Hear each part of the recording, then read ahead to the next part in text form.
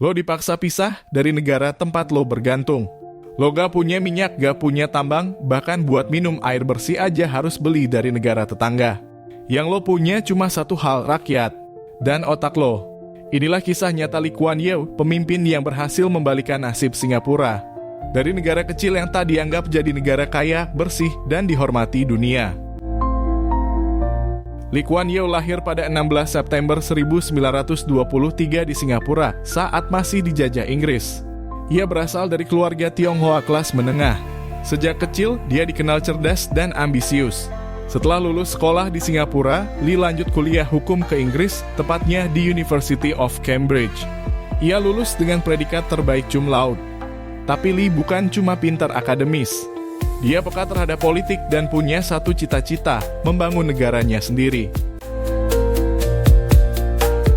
Tahun 1954, Lee Kuan Yew mendirikan Partai Aksi Rakyat atau PAP. Tujuannya, memerdekakan Singapura dari penjajahan.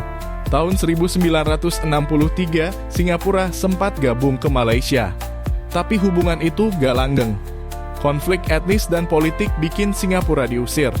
Tanggal 9 Agustus 1965, Singapura resmi merdeka. Lee Kuan Yew nangis saat pidato kemerdekaan. Bukan karena senang, tapi karena tahu negara ini harus berdiri sendiri dengan segala keterbatasan. Tapi dari situlah semuanya dimulai. Lee Kuan Yew membangun Singapura dengan 5 pilar utama. Pertama, pendidikan.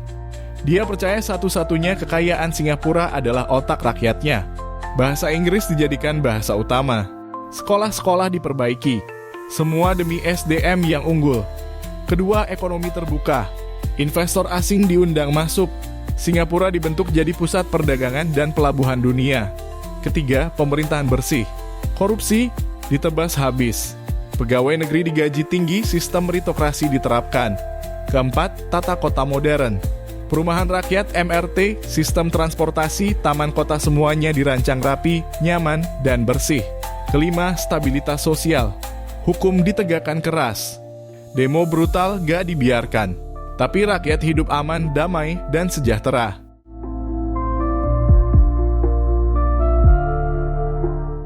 Sekarang, Singapura adalah salah satu negara terkaya di dunia. Paspor mereka termasuk yang terkuat. Pelabuhan dan bandaranya masuk jajaran terbaik dunia. Pusat pendidikan, pusat bisnis, pusat keuangan Asia. Semua itu dibangun dalam waktu kurang dari 50 tahun. Lee Kuan Yew mundur dari jabatan Perdana Menteri pada tahun 1990. Tapi ia tetap menjadi penasihat senior hingga wafat pada 23 Maret 2015.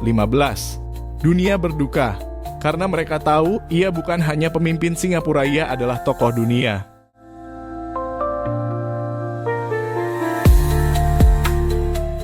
Dari kisah ini kita belajar satu hal, negara gak perlu luas untuk jadi kuat.